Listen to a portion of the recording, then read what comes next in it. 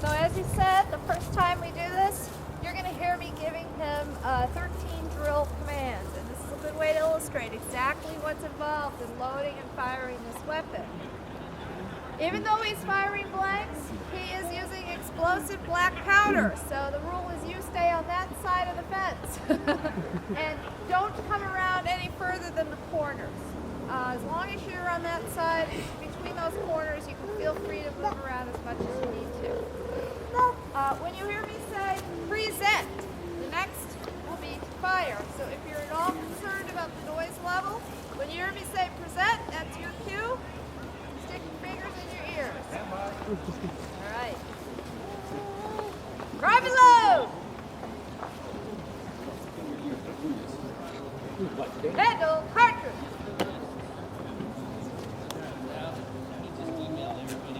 Prime. Hey, I gotta have.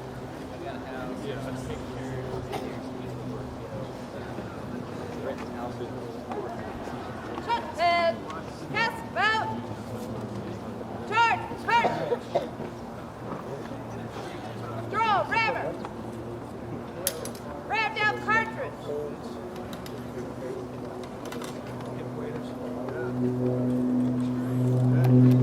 Return rammer. Shoulder. Fire line. Bank. Ready. Present. Fire. All right, let's give him a hand. Yay!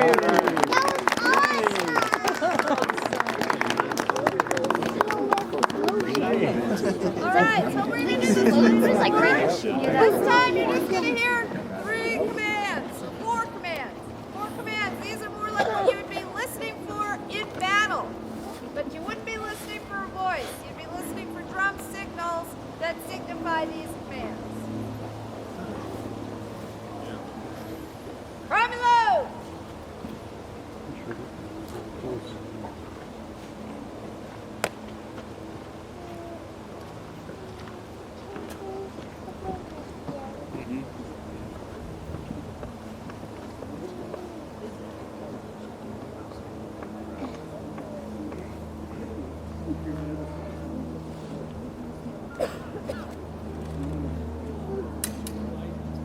Too late, they're already here.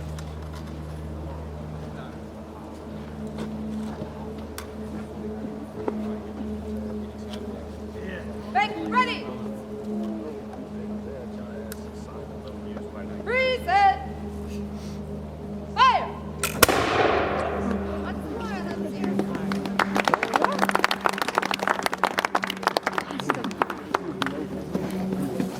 I like guns. That's the way we like it. 2 clean shots on a crisp fall day. 2 last thoughts I'm going to leave with you guys. Sometimes when tourists come to this national park, they think historic weapons like this are cute and quaint. It can be fascinating to study about these weapons, even if you're not from a firearms background. But you do need to have a healthy fear and respect for what these weapons are capable of doing. And to illustrate that, I have here a 4x4. You can see how thick this is. And this was hit at about 25 yards by 2 musket balls. You can see the 2 entrance holes there. When you look at those entrance holes and you say to yourself, it doesn't look too scary to me, but when you flip it over, look at the 2 exit holes as those 2 musket balls went right through this 4x4, taking a big chunk of wood with them, and then continued on their journey. Having, if I can get it out of my pocket again, having one of these hit you at about 600 miles an hour could really make your whole day. The exit hole will be bigger in the back than the entrance hole as it goes right through you. Now that's 2 direct hits. What about a glaze shot? If you look at the front again, where I'm pointing is where another musket ball just glazed the side of this 4x4.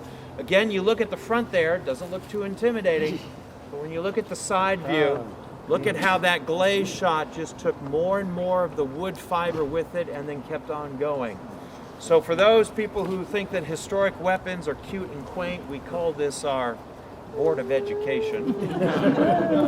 And then the last thought I'm going to leave with you is, as my Board of Education falls over, the last thought I'm going to leave with you is that the militia system worked. I started this all by saying that April 19th, 1775 was a Wednesday, and there was shooting and fighting all along this road as the British were desperately trying to get back into Boston alive, with the militia following the whole way on this running battle back into Boston. It was Tuesday night, the previous night, the 18th of April, at about 10 p.m. when Paul Revere and William Dawes left Boston on horseback, galloping through this countryside, mobilizing all the town militias along the way. And then all throughout Wednesday afternoon on this running battle back into Boston, 4,000 militia, fully armed and equipped, were involved in this running battle all the way back into Boston. That lasted until about 7 p.m. Wednesday night, when the remnants of the British force got back into Boston in safety. So 10 p.m. Tuesday night until 7 p.m. Wednesday night, that's less than 22 hours, without cell phones, email blast, text messaging, twittering, tweeting, pagers if you're from the 1980s. 4,000 militia were involved and mobilized and deployed on this running battle back into Boston. Today, you would be hard-pressed to mobilize and deploy 4,000 National Guardsmen within 22 hours. So enjoy this late fall day here as you're on this national park, but also appreciate the fact that there were people fighting and dying where you guys are now standing. So with that, thank you for coming to the 415 Talk. Thank you very much.